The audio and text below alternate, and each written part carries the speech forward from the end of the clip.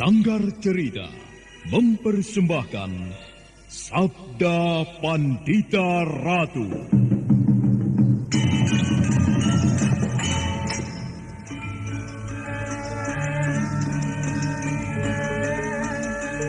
Apa yang kau lakukan di Kediri? Kau berkeliaran di jalan-jalan dengan berpakaian compang-camping seperti pengemis. Sebuah cara yang sangat sempurna untuk menyembunyikan jati dirimu yang sebenarnya. Kalau kau melihatku dalam keadaan seperti ini, karena memang seperti inilah aku akan mengamuk. Aku akan mencari kematian. Bumi ini sudah terlalu lama ketempatan tubuhnya yang penuh kotoran. Sekaranglah saatnya aku menemukan jalan kematian yang paling sesuai.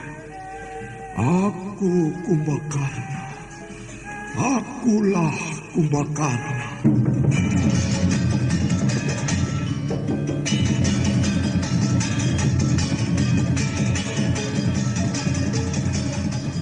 Sabda Pandita Ratu, sebuah kisah penuh dilema, tragedi cinta anak manusia, perebutan tahta, mabuk harta dan duniawi, serta silaunya kehormatan, di mana keangkara murkaan merajalela karena dendam yang membara. Kisah ini berlatar belakang berdirinya Singasari. Ken Arok, dialah pemuda yang merekuk pahit getirnya kehidupan. Namun sebenarnya, dialah yang harus melaksanakan sabda-sabdanya. Perjalanan sengsaranya adalah awal untuk meraih keberhasilan, untuk menuju kejayaannya di saat Singasari berdiri. Apakah cita-citamu itu, Ken Umang? Aku ingin mengubah nasibku. Aku bosan dengan kehidupanku selama ini yang terlunta-lunta, akrab dalam pelukan kemelaratan. Kadangkala aku berangan-angan, aku adalah seorang istri dari Patih. Bahkan lebih gila lagi, aku berangan-angan, andai kata aku adalah seorang permaisuri, maka akan terhapus semua masa silamku, terhapus lenyap, tidak bersisa semua kenangan buruk yang kumiliki. Itulah cita-citaku, Kakang Ken Arok. Bagaimana dengan kau, Kakang? Aku ingin menjadi seorang raja.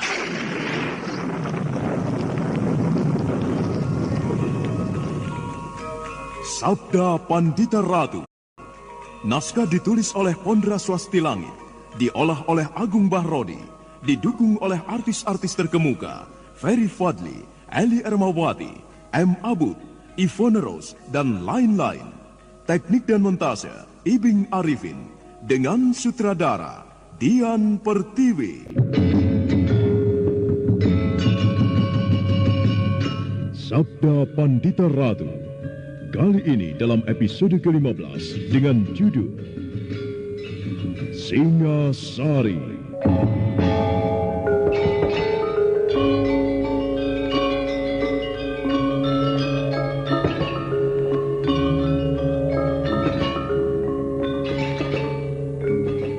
Dalam seri ke-433 ini, dengan para pemain M. Abid sebagai Ken Arok, Renisa sebagai Sekar Kedaton, Noviaman Gazi sebagai permaisuri, Afif Burhan sebagai Rangga Lampitan, Anang sebagai Senopati Dikosari, Kris Kurpon sebagai Senopati Rudro Bondo, dan Asdi Suhastra, pengantar cerita.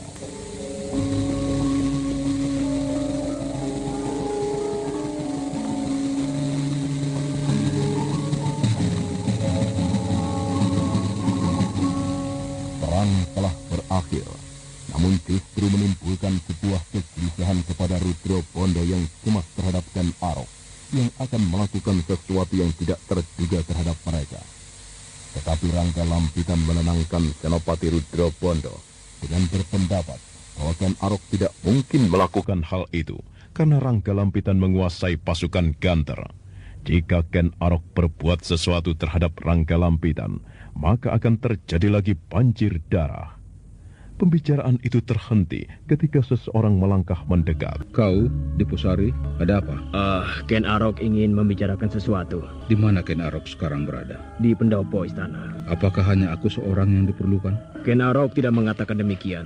tidak ada salahnya Kakang Rudobondo juga menghadap ke sana. Perang telah berakhir di Posari. Kau sudah mendapat jabatan yang akan kau emban dari Ken Arok di sebuah negara yang akan berdiri nanti. Jabatan? Iya, jabatan. Mungkin kau akan diangkat jadi Mahamenteri. Rupanya Kakang Rudobondo baru saja membicarakan hal itu. Tidak, Ken Arok tidak membicarakan hal itu. Akan tetapi ia sibuk membicarakan kecantikan seorang gadis. Kecantikan seorang gadis? Siapa yang kau maksud? Ken Umang. Ken Umang? Mengapa dengan Ken Umang? Ia berada di sini. Seseorang telah mengantarnya bertemu dengan Ken Arok. Baiklah, mari kita temui Ken Arok. Bersama-sama, Rangga Lampitan bertiga melangkah menuju ke halaman istana, meninggalkan sebuah barak yang terletak di sudut alun-alun. Tetapi bagi Rudobondo dan Rangga Lampitan, kemunculan Ken Umang itu menyebabkan sesuatu yang bergolak di dalam dada mereka. Namun sesuatu yang bergolak itu tidak terlihat di permukaan wajah mereka, sehingga Diposari tidak dapat membacanya. Dan beberapa saat kemudian, mereka telah sampai di pendopo istana. Di sana Ken Arok menunggunya sendirian. Tidak terlihat Ken Umang yang baru saja mereka bicarakan. Rangga Lampitan bertanya-tanya dalam hati, namun tidak diungkapkan hal itu kepada Ken Arok. Aku ingin bertemu dengan Sekar Kedaton, Kakang Rangga. Mereka berada dalam pengawasan Kakang Rangga, bukan? Iya, tetapi untuk apa kau ingin bertemu dengan Sekar Kedaton? Ia anak raja yang telah aku kalahkan. Ada sebuah dorongan di dalam hatiku untuk menemuinya. Kau akan menjadikannya sebagai gadis boyongan? Kakang Rangga akan melihat sendiri nanti apa yang akan kulakukan setelah bertemu dengannya. Baiklah, mari kita bersama-sama ke sana. Waktu terus merambat menggerataki gelapnya malam. Suasana sepi, hanya ditingkah oleh nyanyian binatang-binatang malam yang seolah ikut meratapi apa yang baru saja terjadi di Kediri. Di sebuah rumah yang dijaga ketat oleh sekelompok prajurit yang berada di bawah kendali Rangga Lampitan. Di sanalah Permaisuri Kertajaya, Sekar Kedaton, dan segenap kerabatnya dijaga ketat di dalam sebuah ruangan pendopo. Sekar Kedaton hanya bersama ibundanya, dipisahkan dari kerabat yang lain, dan beberapa prajurit bersenjata tombak telanjang menjaga mereka dengan ketat.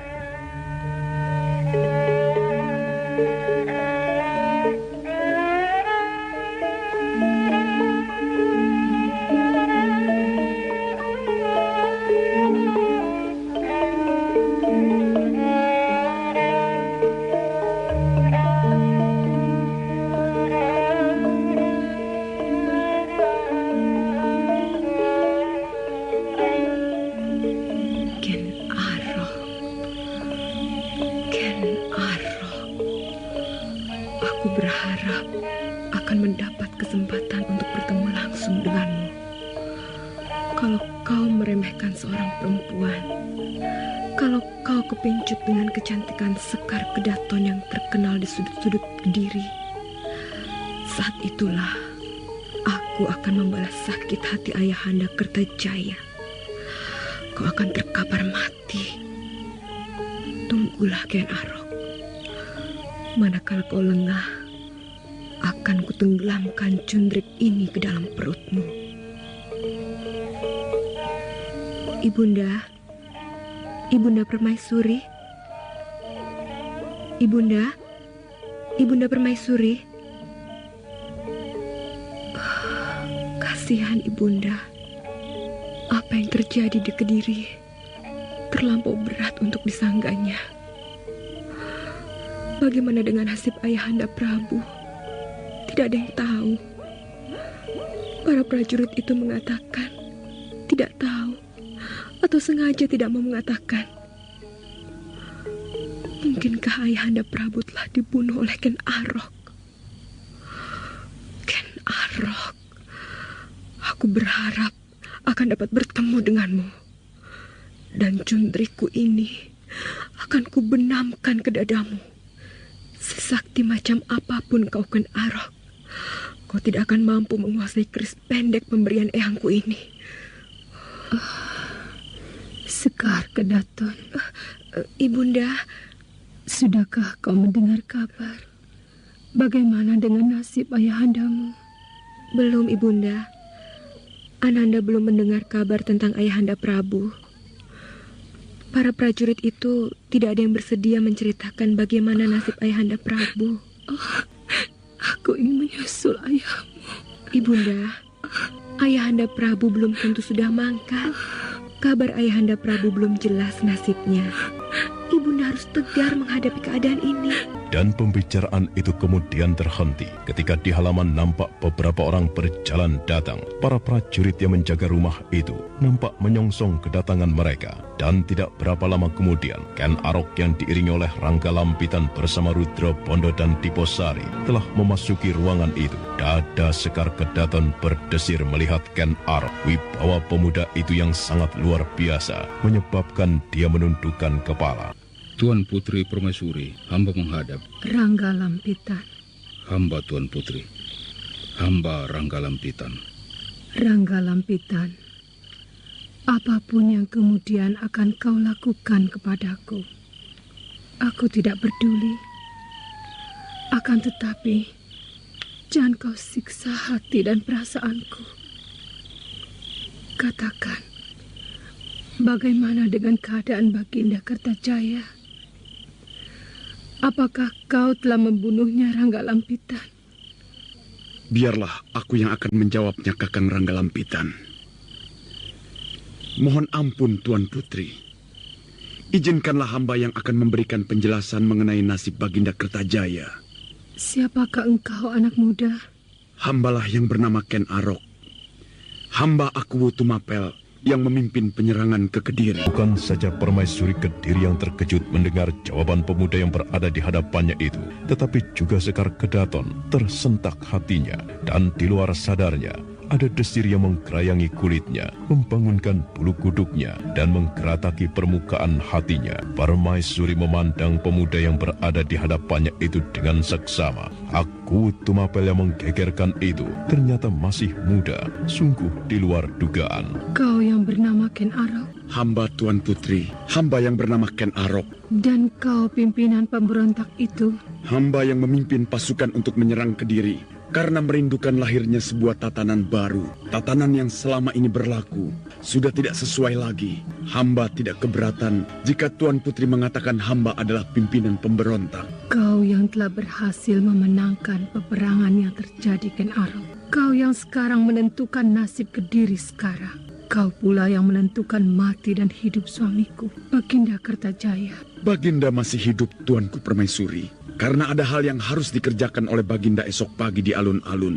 Pada saat itu, Baginda akan mengumumkan kekalahan Kediri di hadapan segenap kaula Kediri. Kemudian menyerahkan kekuasaannya kepada hamba, Raja yang baru. Kisana Ken Arok, bagaimana dengan nasib Baginda Kertajaya jika kemudian telah mengumumkan seperti apa yang Kisana kehendaki itu? Bolehkah hamba mengetahui siapakah yang sedang berbicara dengan hamba? Aku Sekar Kedaton. Ampunkan hamba Tuan Putri Sekar Kedaton. Karena sempitnya wawasan hamba tidak tahu jika tengah berhadapan dengan Sekar Kedaton Kediri yang namanya terkenal sampai di tanah seberang. Aku tidak tahu kemana arah tujuan pujianmu itu, Ken Arok. Tetapi jawablah, apa yang kau lakukan kepada Ayahanda Kertajaya kemudian? Itu tergantung dari sikap Baginda sendiri, Tuan Putri. Hamba menghendaki Baginda akan menghabiskan hari tua bersama segenap keluarganya di suatu tempat yang telah hamba tentukan. Selamanya Baginda tidak boleh melakukan kegiatan apapun yang akan merongrong kewibawaan hamba sebagai raja yang baru. Hamba berharap Baginda akan hidup tenang di pesanggrahan itu tanpa perlu memikirkan apapun. Hamba tidak menghendaki Baginda masih menimbulkan sebuah gejolak di negeri yang akan berdiri menggantikan Kediri. Bukankah itu penjara namanya? Terserah Tuan Putri mengartikannya. Lalu bagaimana dengan aku? Apakah penjara yang kau sediakan bagi Ayahanda Kertajaya berupa pesanggrahan itu harus berlaku pula untukku? Berlaku pula bagi anaknya yang tidak ikut bersalah apa-apa? Atau kau akan menjadikan aku sebagai putri boyongan karena kekalahan Baginda dalam peperangan? Ampun Tuan Putri Sekar Kedaton. Hamba sama sekali tidak bermaksud membicarakan soal itu. Akan tetapi nampaknya Tuan Putri justru mempunyai minat untuk menjadi putri boyongan. Mendadak membias merah rona wajah Sekar Kedaton. Apa yang baru saja diucapkan oleh Ken Arok terasa sebagai suatu hinaan yang tiada taranya, yang seolah tidak terlunasi meski dengan membeset wajahnya sekalipun. Sekar Kedaton sangat marah, hatinya serasa hangus karena tersinggung. Ken Arok benar-benar telah merendahkannya seolah tidak mempunyai harga diri sama sekali. Tetapi Sekar Kedaton berusaha mengendapkan perasaannya sedemikian rupa. Ada hal lain yang lebih penting yang harus dilakukannya dibanding sekedar menuruti kemarahan hatinya. Ternyata sombong sekali kau Ken Arok. Kau tampan, akan tetapi sombong. Menilik wujudmu, sebenarnya kau adalah seorang pemuda yang menyenangkan. Kau tentu digandrungi gadis-gadis. Akan tetapi kesombonganmu akan kau tebus mahal sekali Ken Arok. Sangat mahal. Dan yang dilakukan oleh Sekar Kedaton adalah menunduk, seperti merenungi permukaan lantai, dan suaranya terdengar datar. Aku memang tidak mempunyai minat untuk menjadi putri boyongan Ken Arok. Hal itu akan terjadi jika yang merebut kekuasaan Ayahanda Kertajaya adalah gerombolan perampok yang berbudi rendah. Bisakah kau menjelaskan kepadaku Ken Arok, gerombolan macam apa yang baru saja menjarah Kediri ini? Aku perlu menanyakan hal ini karena aku pernah mendengar sebuah cerita tentang seorang perampok yang selama ini menjadi sumber kekacauan dan mengganggu ketenangan baik itu di Kediri ataupun di Tumapel. Perampok namanya adalah perampok dan kau tahu apa pekerjaannya? Merampas harta benda milik orang lain. Dan ada kalanya masih dibumbui dengan pemerkosaan. Bukankah demikian Ken Arok? Ken Arok tidak mengira jika Sekar Kedaton yang selama ini belum pernah dikenal dan dilihatnya ternyata memiliki mulut yang tajam, setajam pisau yang mengorek jantungnya. Tanpa tedeng aling-aling dan rasa takut, Sekar Kedaton mencoba membelejeti Ken Arok. Sekar Kedaton yang menyebut Ken Arok tidak lebih dari seorang perampok menyebabkan Ken Arok sangat penasaran. Atau barangkali kau akan coba ingkar kisah Ken Arok. Kau tentu boleh membela diri untuk membantah misalnya bahwa berita-berita tentang perampok itu adalah salah belaka. Sebuah tuduhan yang bagus, Tuan Putri. Akan tetapi seharusnya Tuan Putri mengetahui adalah hak saya untuk menjawab atau tidak. Hamba bukanlah pesakitan dan Tuan Putri bukan pejabat adiaksa yang berhak menanyai hamba. Jika demikian, biarkanlah aku beranggapan bahwa kau memang perampok dan aku harus menyiapkan jiwa dan perasaanku bahwa tentu aku akan dijarah raya. Jika orang yang berhasil menghancurkan Kediri adalah seorang perampok, lalu macam apa pula negeri ini nantinya? Tuan Putri Sekar Kedaton, Tuan Putri harus mengetahui bahwa aku sangat tidak senang dengan kata-kata Tuan Putri yang baru saja Tuan Putri ucapkan. Kediri telah berada di dalam genggaman tangan hamba. Hamba akan segera menggantikan Ayahanda Tuan Putri menjadi raja. Dan sejak itu, Ayahanda Tuan Putri beserta Tuan Putri sendiri dan segenap keluarga akan menjadi orang biasa. Tidak bedanya dengan jelata yang lain. Dan baru saja Tuan Putri berangan-angan, hamba akan menjarah karena hamba adalah bekas seorang perampok. Bagaimana seandainya hamba membuktikan hal itu? Jika demikian, ternyata benar dugaanku. Kau manusia berderajat rendah. Hamba akui Tuan Putri, hamba memang berderajat rendah. Dan karena hamba berderajat rendah itulah muncul dorongan di dalam hati hamba untuk membuktikan kata-kata Tuan Putri. Tentu akan sangat menyenangkan sekali andai kata hamba dapat menjamah Tuan Putri. Hamba berhak melakukannya karena hamba adalah penguasa yang baru. Sebagai penguasa yang baru, hamba dapat berbuat sesuka hati hamba, termasuk menjamah Tuan Putri sebagai gadis jarahan. Bukan sekedar boyongan, akan tetapi sayang Tuan Putri, hamba tidak sedang berselera. Bagaimana jika hamba memanggil orang lain untuk mewakili hamba melakukannya? Terlampau tajam kata-kata Ken Arok. Terlampau tajam dan dalam kata singa liar dari padang karautan itu menyayat permukaan hati Sekar Kedaton. Anak gadis Kertajaya itu benar-benar merasa terhina. Wajahnya bagaikan ditampar dan panasnya bagai tersiram air yang baru saja mendidih. Dengan tatapan yang berapi-api, Sekar Kedaton memandang Ken Arok. Permaisuri Kertajaya bagaikan menyaksikan sebuah tontonan yang merampas pesona, membuatnya terpaku dan tidak bisa berbuat apa-apa. Demikian pula dengan Rangga Lampitan yang tidak mengira Ken Arok akan mengeluarkan kalimat sekasar itu. Sekar Kedaton nampak menggigil dan tangannya meraih cundrik. Iblis keparat kau Ken Arok, matilah kau di tanganku. Hiya! Lepaskan cundrik itu Tuan Putri, atau aku akan membenamkan keris kecil itu ke perutmu. Keparat kau Ken Arok, aku bunuh kau berdebah. Tidak ada seorang pun di dunia ini yang bisa membunuh Ken Arok. Lepaskan Cundrik itu. Sekar Kedaton merasakan pergelangan tangannya sangat sakit sekali. Ken Arok telah menekannya, dan Putri Kediri yang bermaksud membunuh Ken Arok itu tidak mampu mempertahankan Cundriknya hingga kemudian terjatuh, dan dengan sedikit kasar Ken Arok mendorong tubuh yang telah ditelikungnya itu hingga terhuyung-huyung. Hamba mohon ampun Tuan Putri Permaisuri. Sebaiknya hamba segera meninggalkan ruangan ini. Mari Kakang Ranggalampitan, Kakang Rudrobondo, dan Diposari. Segera kita tinggalkan tempat ini. Nini Sekar Kedaton, jangan menangis. Jangan menangis, Nini Sekar Kedaton. Terlalu. Orang itu menghinaku, Ibunda.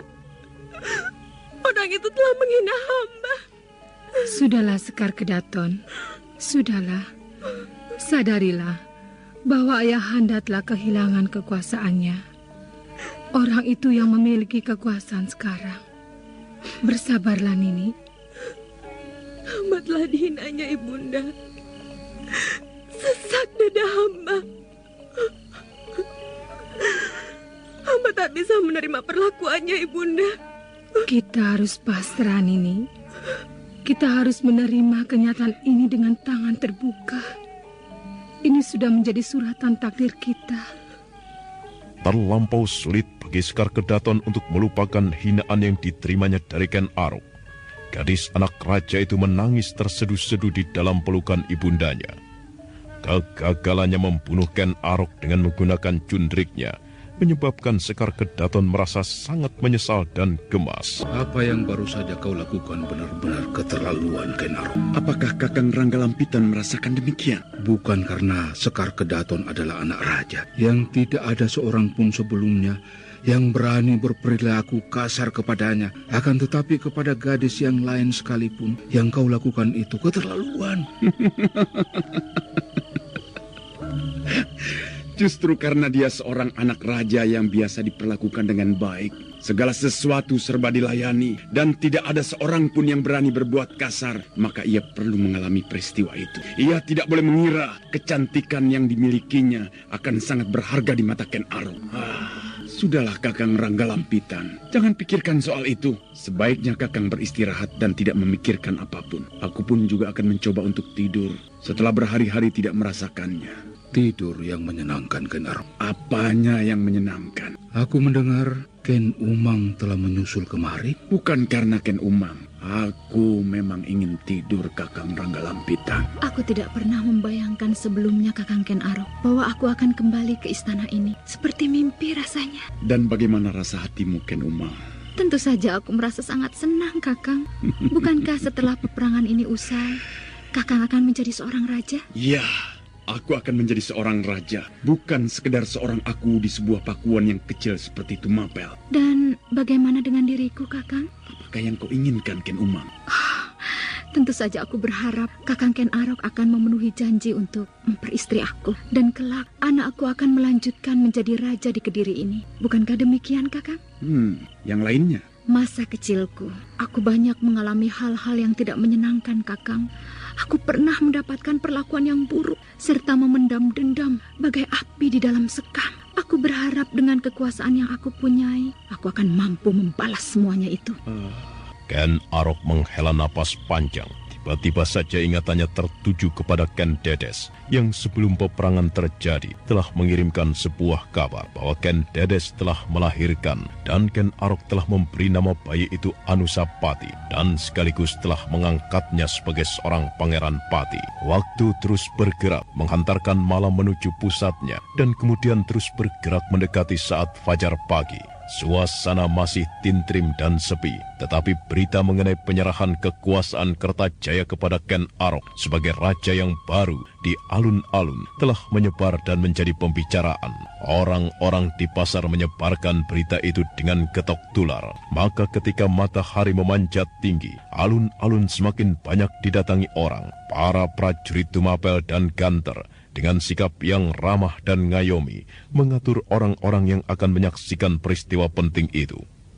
Di sisi utara alun-alun, membelakangi istana Kediri, telah dibangun sebuah panggung yang akan dipergunakan mereka yang akan memberikan sesorah. Di antaranya adalah Kertajaya dan Ken Arok. Wah, sungguh tidak pernah aku bayangkan akan seperti ini jadinya. Apa yang kau bayangkan?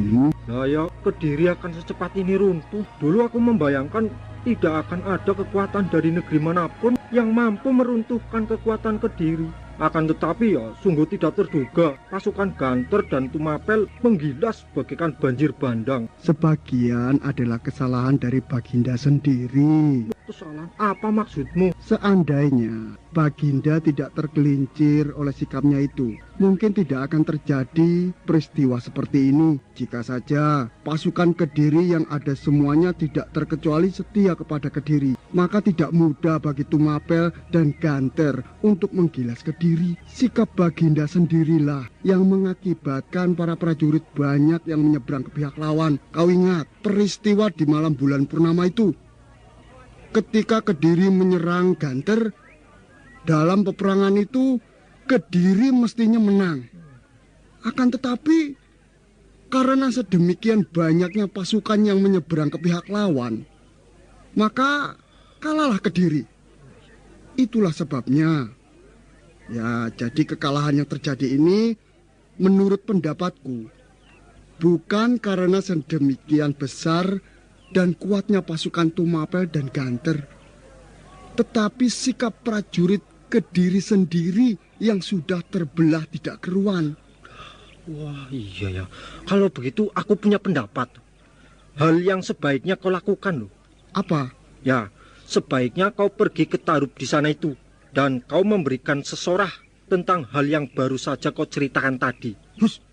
Loh, iya, pendapatmu itu tadi bagus sekali.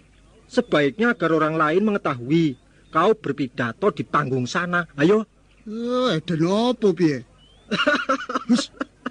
Kalau tertawa justru seru. Lihat, banyak orang yang menoleh kepadamu. Waktu terus bergerak ke arah siang. Semakin lama alun-alun semakin ramai. Semakin banyak para kaula yang datang. Para prajurit Tumapel dan Ganter berjaga-jaga dengan seksama untuk menjaga berbagai kemungkinan yang tidak diharapkan. Para kaula yang berdiri di alun-alun itu berdesak-desakan ketika mereka yang berada di depan berdiri, yang di belakang mengira ada pejabat penting yang berdiri di panggung. Mereka menggeremang dan bahkan ada yang mengumpat ketika ternyata tidak ada apa-apa. Namun beberapa saat kemudian, ketika hangat matahari telah mampu memeras keringat, nampaklah Baginda Kertajaya yang dikawal oleh beberapa orang prajurit berjalan menuju ke Tarub. Raja berjalan berdampingan dengan Ken Arok dan Rangga Lampitan. Nampak sekali Baginda berjalan dengan wajah tertunduk dan lesu.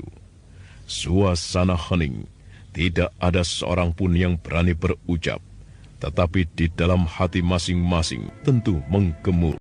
Kasihan, lihat Baginda seperti orang yang sudah tidak mempunyai kekuasaan lagi. Jalannya menunduk seperti orang yang tidak punya kekuatan. Kalau menurutku, Baginda bukan seperti orang yang telah tidak punya kekuasaan lagi. Akan tetapi memang sudah tidak punya kekuasaan lagi. Wah, iya kasihan. Menurutku, apa yang terjadi ini adalah ngunduh wohing penggawe. Artinya, memetik buah perbuatannya sendiri. Wara. Baginda Kertajaya berkenan berbicara di hadapan segenap para kaula. Para kaula diminta untuk berdiri. Segenap demikian banyak orang yang hadir di alun-alun itu kemudian serentak bangkit berdiri, tidak peduli dengan panas matahari yang menyengat. Pranoto Coro itu turun dari mimbar, dan terlihat kemudian Baginda Kertajaya melangkah menuju mimbar, dikawal oleh seorang prajurit Tumapel. Dan suasana kembali menjadi hening. Tidak terdengar lagi suara berisik. Segenap kaula menunggu Baginda berbicara. Sandia Kaling Kediri, matahari telah tenggelam di langit barat. Seolah Kediri berada di dalam pelukan senjakala. Wahai segenap para kaula Kediri, dengarlah sabdaku. Kediri telah berakhir, karena Kediri telah kalah dalam peperangan melawan Tumapel dan Ganter. Kalian semuanya menjadi saksi Atas penyerahan kekuasaan ini, aku serahkan kekuasaan pemerintahan Kediri kepada Ken Arok. Aku berharap kalian semuanya menerima keputusan ini. Dan untuk segera memulihkan keadaan, kalian harus membantu sepenuhnya kepada Raja Kediri yang baru. Baginda Kertajaya tidak berbicara lagi dan kemudian segera turun dari mimbar. Gemuruh gejolak serasa mempuncah di setiap dada mereka yang hadir di alun-alun istana Kediri itu. Namun apa yang dilakukan oleh Baginda Kertajaya itu meninggalkan bekas yang sangat mendalam. Pernyataan Baginda tentang berakhirnya Kediri dan penyerahan kekuasaan itu kepada Ken Arok bukanlah persoalan yang sangat sederhana, tetapi persoalan yang sangat besar yang menentukan hajat hidup orang banyak. Dan perasaan para kaula serasa diharu biru. Ada yang bisa menerima apa yang dikatakan oleh Baginda, tapi ada pula yang tidak bisa menerimanya. Bahkan kemudian ada yang tangisnya meledak. Namun dengan tangkas, para prajurit mengendalikan suasana. Dan keadaan menjadi hening. Saudara pendengar, untuk mengetahui jawabannya, ikutilah kelanjutan kisah ini dalam seri berikutnya. Sampai jumpa.